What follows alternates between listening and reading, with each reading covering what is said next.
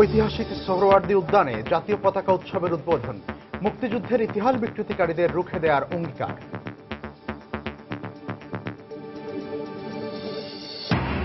চট্টগ্রামে মেয়র পদে মনোনয়ন ফর্ম সংগ্রহ করলেন আজম নাসির।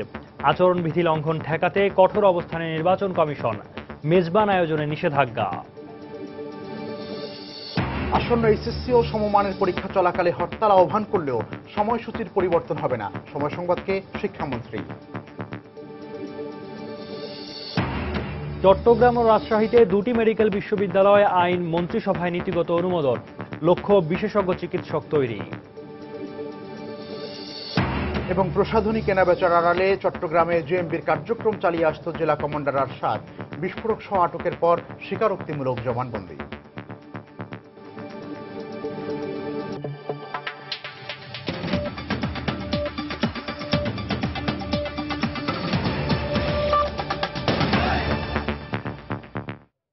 বাংলার সময় সঙ্গে আছে আমি সৌমিত্র শুভ্র এবং আমি মিজানুর রহমান খবির। ৭১-এর পরাজিত শক্তিরা যাতে মাথাচাড়া দিতে না পারে সেজন্য সকলকে সজাগ থাকার আহ্বান জানানোর মধ্য দিয়ে পালিত হচ্ছে জাতীয় পতাকা দিবস। সকালে রাজধানীর সোহরাওয়ার্দী উদ্যানে জাতীয় পতাকা উৎসবের উদ্বোধন করতে এসে বক্তারা মুক্তিযুদ্ধ ও জাতীয় পতাকার চেতনায় সকলকে উদ্বুদ্ধ হবার পাশাপাশি মুক্তিযুদ্ধের ইতিহাস বিকৃতিকারীদের রুখে দেওয়ার অঙ্গীকার করেন।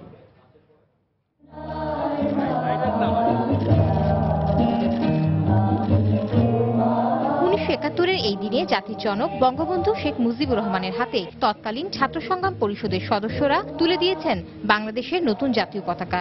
সেই গৌরবময় দিনটিকে স্মরণ রাখতে আয়োজন করা হয় জাতীয় পতাকা উৎসবের। সেই দিবসকে স্মরণ করে যেদিন সারা বাংলাদেশে কেবলমাত্র বাংলাদেশের পতাকায় উত্তোলিত হয়েছিল, আমাদের সেই অহংকারকে ধরে রাখার জন্য আজকে আমরা ২৩শে মার্চ জাতীয় পতাকা দিবস হিসাবে পালন করছি।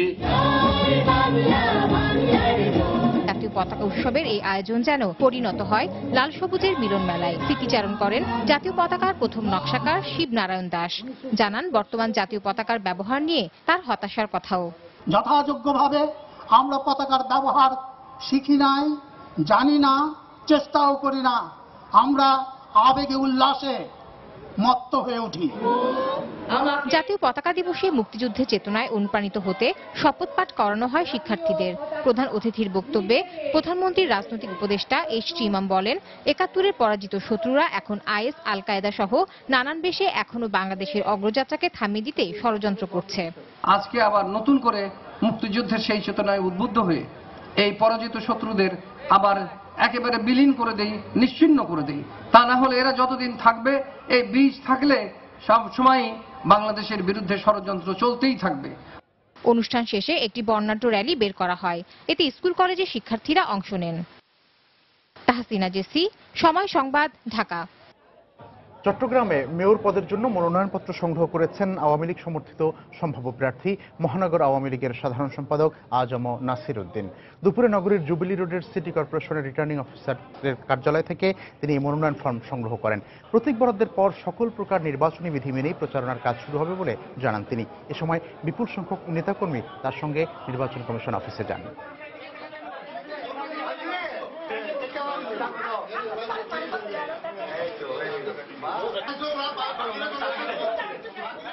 প্রতীক বরাদ্দ হবে ওই দিন থেকে শুরু করে ওই দিনে আনুষ্ঠানিকভাবে নির্বাচন প্রচার কার্য শুরু করা যাবে, তার আগে কিন্তু নয়। এখন আমরা হয়তো মনোনয়নপত্র সংগ্রহ করছি, মনোনয়নপত্র জমা দেব, তারপর নির্বাচনের প্রাথমিক কিছু প্রস্তুতি আছে, সেগুলো আমরা সম্পন্ন করবো আর কি। এর আগে দলীয় কার্যালয়ে এক সংবাদ সম্মেলনে নির্বাচন পরবর্তী পরিকল্পনা নিয়ে কথা বলেন আওয়ামী লীগের সমর্থিত সম্ভাব্য মেয়র প্রার্থী আজম নাসির উদ্দিন। এ সময় নির্বাচনে জয়লাভ করলে চট্টগ্রামের সার্বিক উন্নয়নে বিভিন্ন পদক্ষেপ নেওয়ার আশ্বাস দেন তিনি।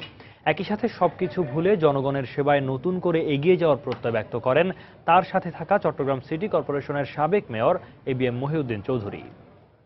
নাগরিক যোগাযোগ ব্যবস্থার উন্নয়ন, শিক্ষার প্রসার, স্বাস্থ্য সুরক্ষা, পরিষ্কার পরিচ্ছন্নতা, বিনোদনমূলক ব্যবস্থার উন্নয়ন সহ নগরবাসীর জীবনযাত্রাকে আধুনিক ও মানসম্মত করতে সব ধরনের উদ্যোগ গ্রহণে সচেষ্ট থাকব। নগরীর খালগুলো পরিকল্পিতভাবে খনন করা হবে। সর্বশেষ অনুমোদন পাওয়া পদ্মার থেকে চারটায় খাল পর্যন্ত নতুন খাল খনন করা হবে। কিছু ক্ষোভ থাকবেই, এটা স্বাভাবিক। সেই ক্ষোভকে নিরসন করে আমরা এককভাবে এগিয়ে যাব সেই দৃশ্যে আশ্বস্ত করছি আপনাদের সবাইকে। আমার বয়স প্রচুর হয়ে গেছে, তাই কিভাবে সংগঠনকে এগিয়ে নেওয়া যায়, জয়ী হওয়া যায়, জনগণের সার্বিক সমস্যা উন্নয়ন থেকে শুরু করে সব সমাধান করা যায়, সেই উদ্যোগ আমরা বিগত গ্রহণ করেছি, আগামী দিনেও তা গ্রহণ করা হবে। এদিকে চট্টগ্রাম সিটি কর্পোরেশন নির্বাচনের মনোনয়নপত্র জমা দেওয়ার আগে সম্ভাব্য প্রার্থীরা যাতে কোনোভাবে আচরণবিধি লঙ্ঘন করতে না পারে সে ব্যাপারে কঠোর অবস্থান নিয়েছে নির্বাচন কমিশন। এর ওই অংশ হিসেবে নিষেধাজ্ঞা জারি করা হয়েছে সম্ভাব্য প্রার্থী কিংবা তার অনুসারীদের পক্ষ থেকে চট্টগ্রামের ঐতিহ্যবাহী মেজবান আয়োজনের উপর। একই সাথে নির্বাচন কমিশন থেকে নির্দেশনা পাওয়ার পর প্রার্থীদের নজরদারির মধ্যে রাখার জন্য থানা পুলিশকে নির্দেশ দিয়েছেন ঊর্ধ্বতন কর্মকর্তারা। রিপোর্ট কমলদের। চট্টগ্রাম সিটি কর্পোরেশন নির্বাচনের এখনো 1 মাসের উপরে বাকি, কিন্তু মেয়র কিংবা কাউন্সিলর প্রার্থীদের নির্বাচনী তৎপরতা থেমে নেই, বরং দিন দিন তা বেড়ে চলেছে। এক্ষেত্রে মনোনয়নপত্র জমা দেওয়ার আগে যেহেতু নির্বাচন কমিশনের তেমন তৎপরতা থাকে না, তাই নির্বাচনী এলাকায় নিজেদের জাহির করার জন্য এই সময়কেই বেছে নেয় সম্ভাব্য প্রার্থীরা। মনোনয়নপত্র জমা দেওয়ার আগেই চলে আচরণবিধি লঙ্ঘনের ঘটনা। মসজিদ মন্দিরে তারা চাঁদা দেন, বড় করে ক্লাব সমিতিগুলোর কাজে যান, নানা সময়ে তাদেরকে, বিশেষ করে এই সময়ে তাদেরকে ভবিষ্যতে যে তারা আয়োজনগুলো করবে সেই জন্য কিছু চাঁদা করে নাম করে দিয়ে দেন। তবে এবার যাতে প্রার্থীরা এই সুযোগ নিতে না পারে সে ব্যাপারে একটু আগেভাগে কঠোর অবস্থানে নির্বাচন কমিশন। বিশেষ করে চট্টগ্রামের ঐতিহ্যবাহী মেজবান আয়োজনের উপর বেশি কড়াকড়ি করা হচ্ছে। যদি কোথাও দেখি যে এই যে মেজবানের নামে অথবা দোয়ার নামে অথবা যে কোনো নামে হিউজ একটা খরচের ব্যবস্থা করা হচ্ছে যেটা আচরণবিধির পরিপন্থী, এগুলো আমরা রেকর্ড রাখবো, প্রয়োজনে তাদের বিরুদ্ধে ব্যবস্থা নেওয়া হবে। এছাড়া সম্ভাব্য প্রার্থীরা যাতে কোনো রকম আচরণবিধি লঙ্ঘন করতে না পারে সেই ব্যাপারে পুলিশকে নির্দেশনা দিয়েছে নির্বাচন কমিশন। প্রার্থী পদক পাওয়ার পরে তারা নির্বাচনী প্রচারণা নামতে পারবে, এর আগে নির্বাচনী প্রচারণা চালানো সম্পূর্ণ বেআইনি। তো সুতরাং আচরণবিধি যাতে লঙ্ঘিত না হয় সেজন্য আমরা সকল থানার ভারপ্রাপ্ত কর্মকর্তা সহ সবাইকে এই ব্যাপারে নির্দেশ দেওয়া হয়েছে। এদিকে পুলিশ কর্মকর্তারা বলছেন নির্বাচনের পুরো প্রক্রিয়া তাদের নজরদারির মধ্যে রয়েছে। নির্বাচনের বিষয়ে নির্বাচন কমিশনকে সার্বক্ষণিক এবং তাদের যে যে সহযোগিতা প্রয়োজন, আমাদের কাছে যে যে বিষয়ে তারা সহযোগিতা চাচ্ছে আমরা তাদেরকে সহযোগিতা করে আসছি এবং আমাদের উপরে যে দায়িত্ব আছে সেটা আমরা পালন করে আসছি। আগামী 28 এপ্রিল অনুষ্ঠেয় চট্টগ্রাম সিটি কর্পোরেশন নির্বাচনে 18.5 লাখ ভোটার, 1 জন মেয়র, 41 জন পুরুষ এবং 14 জন মহিলা কাউন্সিলর নির্বাচিত করবেন। কমল দে, সময় সংবাদ, চট্টগ্রাম। বিএনপিকে সংঘাতের পথ পরিহার করে সিটি কর্পোরেশন নির্বাচনে অংশ নেওয়ার আহ্বান জানিয়েছেন আওয়ামী লীগের উপদেষ্টা মণ্ডলীর সদস্য সুরঞ্জিত সেনগুপ্ত। সকালে সিলেট সার্কিট হাউসে দিরাই উচ্চ বিদ্যালয়ের শতবর্ষ উদযাপন উপলক্ষে সাংবাদিকদের সাথে মতবিনিময়ের সময় তিনি এই আহ্বান জানান। সন্ত্রাস, নাশকতা, সহিংসতা এই রাজনীতিকে দূরে সরাইয়া নির্বাচনের রাজনীতিতে তারা আসবেন এবং এই প্রতিযোগিতামূলক পৃথিবী বিশ্বের গণতান্ত্রিক ব্যবস্থাকে তারা সমৃদ্ধ করবেন। তারা তো এই নির্বাচন আগে করছেন, কর্পোরেশন নির্বাচন তো সিলেট হয়েছে, গাজীপুরে হয়েছে, এই সরকারের অধীনেই হয়েছে। অতএব এইটা লয় কামে তো আর ভয় নাই, এখানেও এটা করবেন আশা করি। চট্টগ্রাম ও রাজশাহী মেডিকেল বিশ্ববিদ্যালয় আইন 2015-এর নীতিগত অনুমোদন দিয়েছে মন্ত্রিসভা। এতে করে দেশে মেডিকেল বিশ্ববিদ্যালয়ের সংখ্যা হবে 3টি। সকালে প্রধানমন্ত্রী শেখ হাসিনার সভাপতিত্বে সচিবালয়ে মন্ত্রিসভার নিয়মিত সাপ্তাহিক বৈঠকে এই অনুমোদন দেওয়া হয়। তবে চট্টগ্রাম ও রাজশাহী মেডিকেল কলেজ হাসপাতাল আগের মতোই থাকবে। এই দুই অঞ্চলের মেডিকেল কলেজগুলো নতুন মেডিকেল বিশ্ববিদ্যালয়ের অধিভুক্ত হবে। সভা শেষে মন্ত্রিপরিষদ সচিব মোশাররফ হোসেন ভূঁইয়া জানান, বিশেষজ্ঞ চিকিৎসক তৈরির লক্ষ্যেই এই উদ্যোগ নেওয়া হয়েছে। মাননীয় প্রধানমন্ত্রী একটা নির্দেশনা দিয়েছিলেন, সিদ্ধান্ত দিয়েছিলেন। গত বছরের মার্চ মাসে জাতীয় স্বাস্থ্য কাউন্সিলের সভা হয়েছিল, সেইখানে সিদ্ধান্ত হয়েছিল যে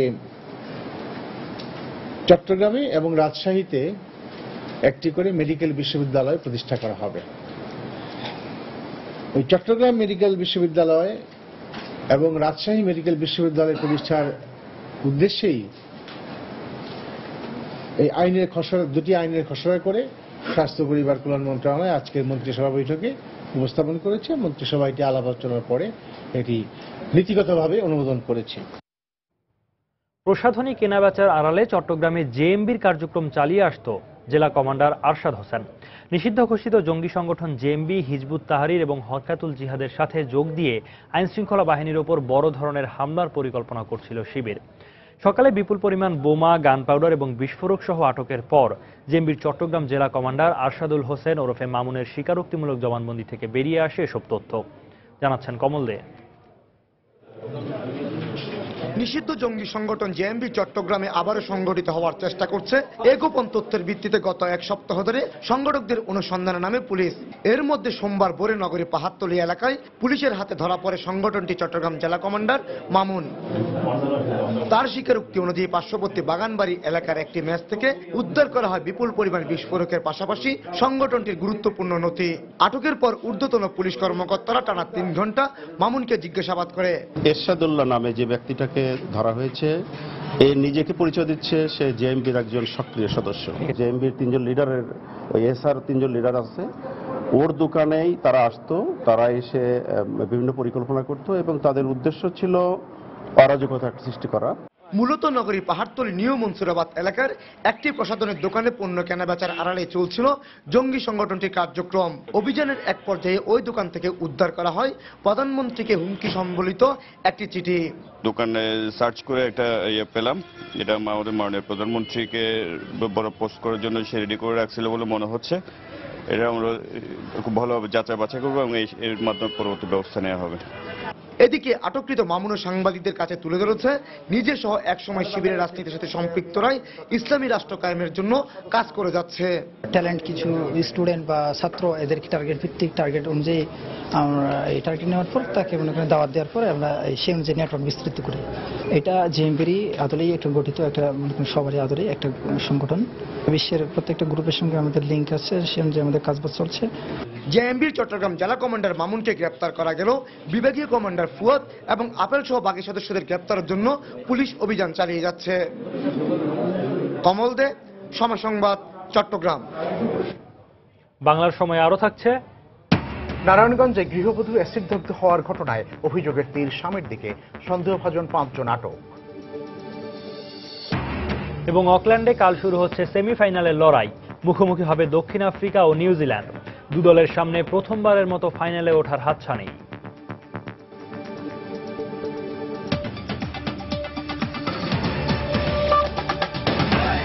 বর্তমান রাজনৈতিক অবস্থার পরিবর্তন না হলে হরতালের মধ্যেও আসন্ন এইচএসসি ও সমমানের সব পরীক্ষা হবে বলে সময় সংবাদকে জানিয়েছেন শিক্ষামন্ত্রী নুরুল ইসলাম নাহিদ। বিএনপি নেতৃত্বাধীন 20 দলীয় জোটের ডাকা হরতাল অবরোধ অব্যাহত থাকলেও আসন্ন এইচএসসি ও সমমান পরীক্ষার সময়সূচিতে কোনো পরিবর্তন আসবে না বলেও মন্ত্রী জানান। বিকেলে সচিবালয়ে সময় সংবাদকে তিনি এসব কথা বলেন। এসএসসি পরীক্ষা আমরা একটা বিশেষ কৌশল অবলম্বন করছি, করে আমাদের একটা অভিজ্ঞতা হয়েছে, দেশবাসীরও হয়েছে, অভিভাবকদেরও হয়েছে, আমাদের ছেলে মেয়েদেরও হয়েছে। এইচএসসির যে আমরা রুটিন দিচ্ছি 1 এপ্রিল থেকে, সেই অনুসারে পরীক্ষা হবে, এতে কোনো ব্যত্যয় ঘটবে না এবং আমরা কোনো রকমের আর বিকল্প চিন্তা করছি না। সেই অনুসারে সবাইকে আমি অনুরোধ জানাচ্ছি প্রস্তুতি নিয়ে যার যার পরীক্ষা দেওয়ার প্রস্তুতি নেবেন। এই যে যা হরতাল আর যা অবরোধ, এত কিছুই হচ্ছে না এবং এই যে বোমারে মানুষ হত্যা ইত্যাদি, এগুলোর বিরুদ্ধে তো মানুষের মতামত দাঁড়াইছে, যার ফলে তারাও চাপের মধ্যে পড়তেছেন। এগুলো বন্ধ করতে বাধ্য হবে না। এখন আমরা সকলের সহযোগিতা চাই। আমরা আশা করি যে আমাদের যে রুটিন দিছি সেটা সহযোগিতা করবেন। আমরা আর অন্য কোনো বিকল্প চিন্তা করছি না, আমরা ওই নির্ধারিত রুটিন অনুসারে পরীক্ষা চলবে। নারায়ণগঞ্জে ইয়াসমিন নামে এক গৃহবধূকে এসিড নিক্ষেপের ঘটনায় 5 জনকে আটক করেছে পুলিশ। অভিযুক্ত স্বামী এখনও পলাতক রয়েছে। গুরুতর আহত অবস্থায় ইয়াসমিনকে ঢাকা মেডিকেল কলেজ হাসপাতালের বার্ন ইউনিটে ভর্তি করা হয়েছে। স্বজনদের অভিযোগ, গত কয়েক বছর ধরেই পারিবারিক কলহের কারণে নারায়ণগঞ্জের ভুইগড়ে বাবার বাড়িতে থাকতেন ইয়াসমিন। গতরাত 1:45টার দিকে ঘুমন্ত ইয়াসমিনের শরীরে কে বা কারা অ্যাসিড ছোড়ে।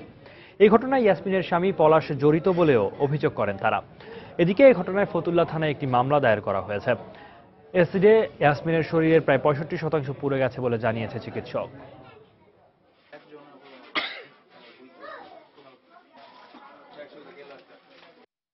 বীর ছিল উনি আর কি কথায় কথায় মারধর করতো।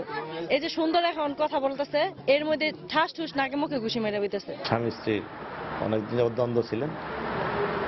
পলাশের স্ত্রী আপনার এই ইয়াসমিন, তার সাথে বেশ কিছুদিন যাবৎ দ্বন্দ্বের জেয়ারি হিসাবে কালকে একটা ঘটনা ঘটছে এবং তাৎক্ষণিকভাবে জানা গেছে যে ইয়াসমিনকে এসিড মারা হয়েছে। তার প্রতিবাদী লোকজন পলাশের যা আরো অন্যান্য আত্মীয় স্বজন তাদেরকে আটক করছে। চাঁদপুরে পেট্রোল বোমা হামলায় নিহত ট্রাক মালিক খন্দকার শরীফ হোসেনের গ্রামের বাড়ি যশোরের ঝিকরগাছা এখন শোকের মাতম। কান্নায় ভারী হয়ে উঠেছে বারবাকপুর গ্রামের পরিবেশ। একদিকে প্রিয়জন হারানোর শোক, অন্যদিকে অজানা ভবিষ্যতের আশঙ্কায় তার পরিবার। একমাত্র উপার্জনক্ষম ব্যক্তিকে হারিয়ে 3 শিশুসহ 6 সদস্যের পরিবার নিয়ে দিশেহারা তার স্ত্রী। তিনি জানান, 2 দফা বিদেশে কাজ করার পর দেশে ফিরে ঋণ নিয়ে ট্রাক কিনেছিলেন শরীফ হোসেন। ট্রাক ভাড়া দিলেও প্রায় চালকের সাথে তিনি থাকতেন। গত 18 মার্চ রাতে চট্টগ্রাম থেকে ফেরার পথে চাঁদপুরে পেট্রোল বোমা হামলার শিকার হন তিনি। এতে ঘটনাস্থলেই চালক প্রাণ হারান। 4 দিন চিকিৎসাধীন থাকার পর গতকাল বিকেলে ঢাকা মেডিকেল কলেজ হাসপাতালে মারা যান শরীফ হোসেন।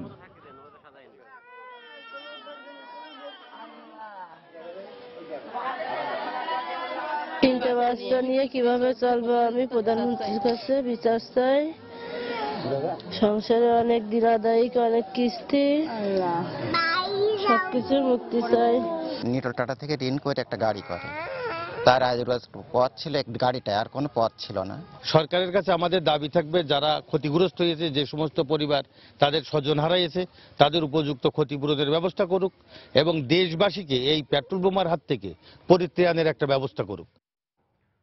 সিলেটের সুরুজ আলী হত্যা মামলার রায়ে 2 জনকে মৃত্যুদণ্ড এবং 1 জনকে যাবজ্জীবন কারাদণ্ডাদেশ দিয়েছেন অতিরিক্ত মহানগর দায়রা জজ আদালত। মামলার এজাহারে জানা যায়, দক্ষিণ সুরমা উপজেলার সুরুজ আলীর পরিবারের সাথে জমি জমা নিয়ে পার্শ্ববর্তী এলাকাবাসীর দীর্ঘদিন ধরে বিরোধ চলছিল। এর জের ধরে 2009 সালের 2 মার্চ আসামিরা তার বাড়িতে সশস্ত্র হামলা চালায়। এতে সুরুজ আলী ঘটনাস্থলেই নিহত হন। এই ঘটনায় 14 জনকে আসামি করে নিহতের ভাই বাবুল মিয়া থানায় একটি হত্যা মামলা দায়ের করেন। দীর্ঘ 6 বছর পর আজ দুপুরে মামলার রায় দেন আদালত। রায়ে 2 জনকে মৃত্যুদণ্ড এবং 1 জনকে যাবজ্জীবন কারাদণ্ডাদেশ দেন আদালত। মামলার 1 আসামি মারা যান ও বাকি 10 আসামিকে বেকসুর খালাস দেয়া হয়। বিজ্ঞ আদালত এই মামলাটি দীর্ঘ পর্যালোচনা করে 3 জন মোট 14 জন আসামির মধ্যে 2 জন আসামিকে ফাঁসি দিয়েছেন, একজন আসামিকে যাবজ্জীবন দিয়েছেন বা অন্যান্য আসামিরা খালাস পেয়েছে। আবার মারা গেছে, আমার বাইরে মারছে, তাই মারা গেছে, তাই বিচার দেখলো, আমি এখানে আমি খুশি হয়ে গেছি। সিরাজগঞ্জে স্ত্রী হত্যার দায়ে স্বামীকে মৃত্যুদণ্ডের আদেশ দিয়েছেন আদালত। দুপুরে নারী ও শিশু নির্যাতন দমন ট্রাইব্যুনালের বিচারক মাসুদুর রহমান আসামির উপস্থিতিতে এই রায় দেন। মামলার এজাহারে বলা হয়, 2008 সালের 26 জুলাই উল্লাপাড়া উপজেলার আব্দুস সালাম যৌতুকের দাবিতে স্ত্রী ফাতেমাকে শ্বাসরোধ করে হত্যা করে। এই ঘটনায় ফাতেমার মামা 9 জনকে আসামি করে উল্লাপাড়া থানায় মামলা দায়ের করেন। মামলার তদন্ত শেষে 8 আসামিকে অব্যাহতি দিয়ে আব্দুস সালামকে দায়ী করে আদালতে চার্জশিট দাখিল করে পুলিশ। সাক্ষ্য প্রমাণ শেষে আদালত স্বামী আব্দুস সালামের মৃত্যুদণ্ডের এই আদেশ দেন।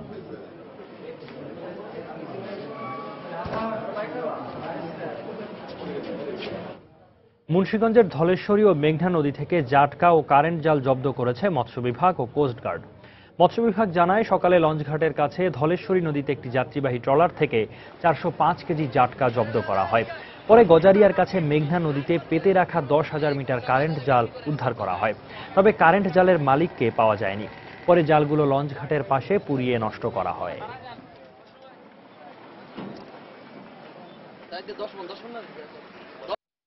যান্ত্রিক চালিত নৌকা, সেগুলো থেকে একটা নৌকা থেকে প্রায় 10 মণ জাটকা আটক করা হয়েছে এবং 10,000 মিটার জাল নদী থেকে আটক করা হয়েছে।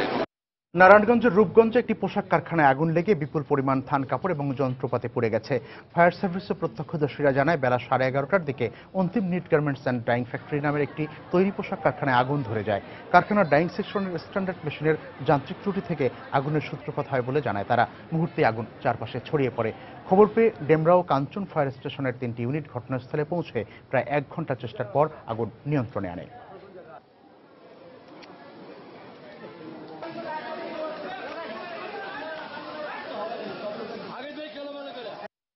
ঘটনাটা এটা 11:40-এ হয়েছে। স্ট্যান্ডার্ড মেশিন বলে একটা মেশিন আছে, যেই মেশিনটা হলো, এই মেশিনটার চিমনিতে ডাস্ট ছিল, ডাস্টের থেকেই আগুনের সোর্সটা হয়েছে। চট্টগ্রামে ব্যাটারি চালিত রিকশার চলাচলে নিষেধাজ্ঞা জারির প্রতিবাদে মানববন্ধন করেছেন শ্রমিকরা। সকালে নগরীর প্রেস ক্লাবের সামনে তারা এই কর্মসূচি পালন করেন। এ সময় চট্টগ্রাম পাহাড়ি এলাকা হওয়ায় সেখানে প্যাডেল চালিত রিকশা চালানো কঠিন বলে জানান তারা। এছাড়া বর্তমানে এই রিকশার সঙ্গে হাজার হাজার শ্রমিক ও তাদের পরিবার জড়িত দাবি করে ব্যাটারি চালিত রিকশার লাইসেন্স দেওয়ার আবেদনও করেন তারা। ব্যাটারি চালিত রিকশা চলাচলে বাধা সৃষ্টি না করতে উচ্চ আদালতের নিষেধাজ্ঞার সময় গত 15 মার্চ শেষ হয়। এর প্রেক্ষিতে গত বৃহস্পতিবার পুলিশের সাথে অটোরিকশা এবং সাধারণ রিকশা মালিকদের ত্রিপক্ষীয় বৈঠকের পর এই নিষেধাজ্ঞা জারি করা হয়।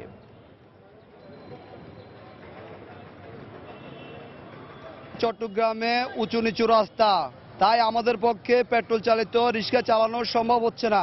এই যে অটো রিক্সা যদি চলে আমাদের হাজার হাজার লোক পেটে ভাত দিতে পারবে না, হলে সবাই অনাহারে থাকবে বউ বাচ্চা নিয়ে। সরকারের কাছে বিনীত আবেদন, আমাদের এই গরিবদের ফেডে লাতি না দিয়ে অটো রিক্সাটা চালাবার জন্য উদাত্ত আহ্বান জানাচ্ছি। কুষ্টিয়া গঙ্গা কপোতাক্ষ সেচ প্রকল্পের আওতায় শাখাখাল পুনঃখননের কাজ শুরু করেছে পানি উন্নয়ন বোর্ড। এতে স্বস্তি ফিরে এসেছে এখানকার কৃষকদের মাঝে। প্রকল্প পরিচালক জানান, দীর্ঘ 20 বছর পর পুনরায় এই কাজ শুরু হয়েছে। এরই মধ্যে 333 কিলোমিটার খাল সেচের পানি প্রবাহের জন্য প্রস্তুত হয়ে গেছে বলে তিনি জানিয়েছেন। দীর্ঘদিন খালগুলো পুনঃখনন না করায় পলি পড়ে সেচের পানি প্রবাহ বন্ধ হয়ে যায়। এগুলোর খনন কাজ শেষ হলে কম মূল্যে নতুন 7,000 হেক্টর জমির কৃষকেরা সেচ সুবিধা পাবে বলে তিনি আশা প্রকাশ করেন।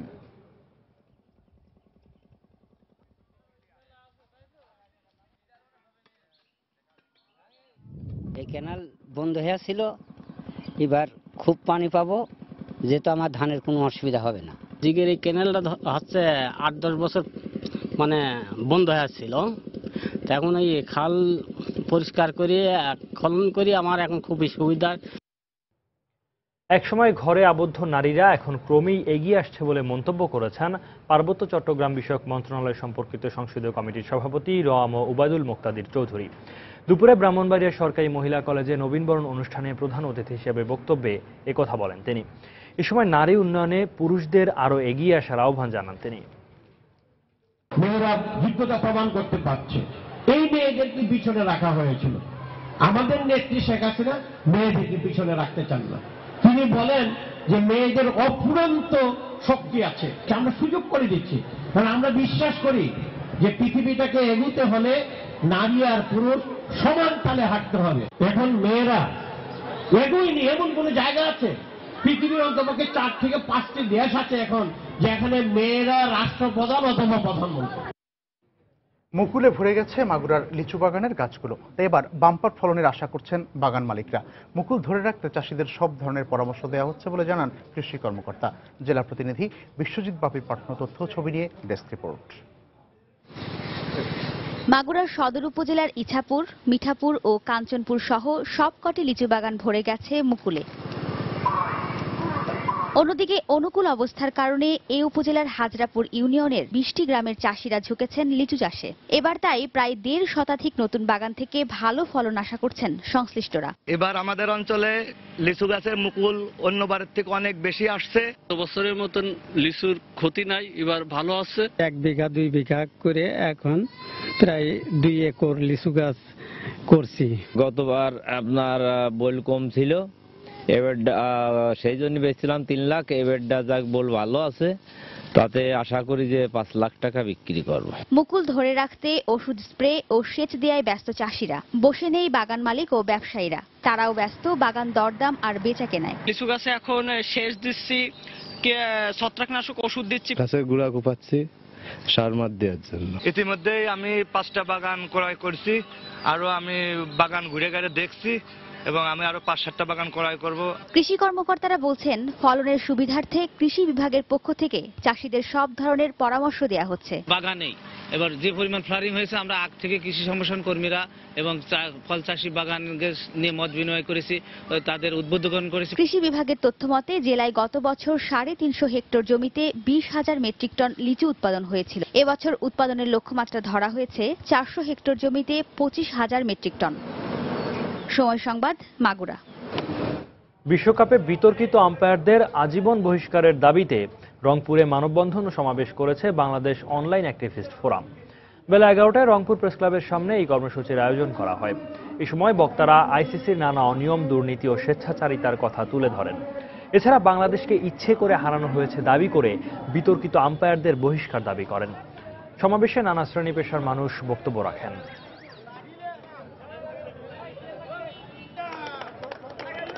যে দল জিতবে তারাই প্রথমবারের মতো বিশ্বকাপ ইতিহাসে উঠবে ফাইনালের মঞ্চে। কোন দল লিখবে এই ইতিহাস, দক্ষিণ আফ্রিকা নাকি নিউজিল্যান্ড? বিশ্বকাপের প্রথম সেমিফাইনালের আগে তাই বেশ উত্তাপ ছড়াচ্ছে নিউজিল্যান্ড ও দক্ষিণ আফ্রিকার ম্যাচ। অকল্যান্ডে দু দলেরই ম্যাচটি শুরু হবে বাংলাদেশ সময় মঙ্গলবার সকাল 7:30টায়।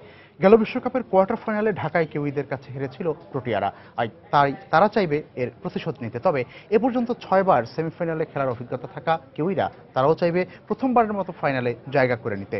বিশ্বকাপে এখন পর্যন্ত তারা অপরাজিত রয়েছে। তবে ইনজুরির কারণে আগের ম্যাচের একাদশের বাইরে থাকবেন অ্যাডাম মিলনে, তার জায়গায় খেলবেন কাইল মিলস। অন্যদিকে 3 বার সেমিফাইনালে খেললেও ফাইনালে খেলা হয়নি দক্ষিণ আফ্রিকারও। প্রতি আসরে ফেভারিটের তকমা থাকলেও স্নায়ুচাপে নকআউট পর্ব থেকে বিদায় নিতে হয় প্রোটিয়াদের, তাই ক্রিকেট বিশ্বে তাদের পরিচিতি চোকার্স বলে। তবে এবার সে অপবাদ ঘোচাতে চায় তারা। দারুণ ব্যাটিং ও বোলিংয়ে ভারসাম্যপূর্ণ দলটিতে এ ম্যাচের সেরা একাদশে একটি পরিবর্তন আসার সম্ভাবনা রয়েছে।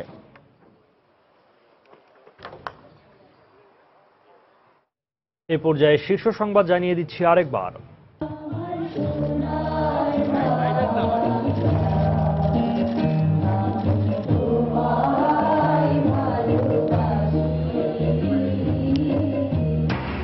ঐতিহাসিক সোহরাওয়ার্দী উদ্যানে জাতীয় পতাকা উৎসবের উদ্বোধন, মুক্তিযুদ্ধের ইতিহাস বিকৃতিকারীদের রুখে দেওয়ার অঙ্গীকার।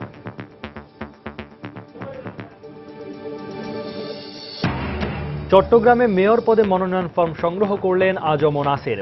আচরণবিধি লঙ্ঘন ঠেকাতে কঠোর অবস্থানে নির্বাচন কমিশন, মেজবান আয়োজনে নিষেধাজ্ঞা।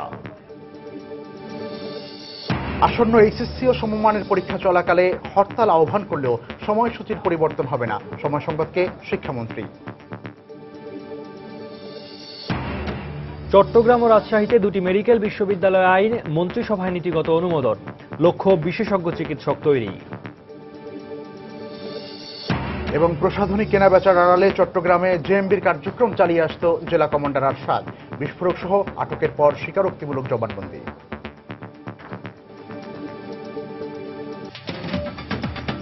এই ছিল বাংলার সময়ে। যে কোনো খবর পেতে ভিজিট করুন সময়নিউজ.tv। এছাড়া এইমাত্র পাওয়া খবর আপনার মোবাইলে পেতে SMS করুন *BN লিখে পাঠিয়ে দিন 16242 নম্বরে। সঙ্গে থাকুন সময়।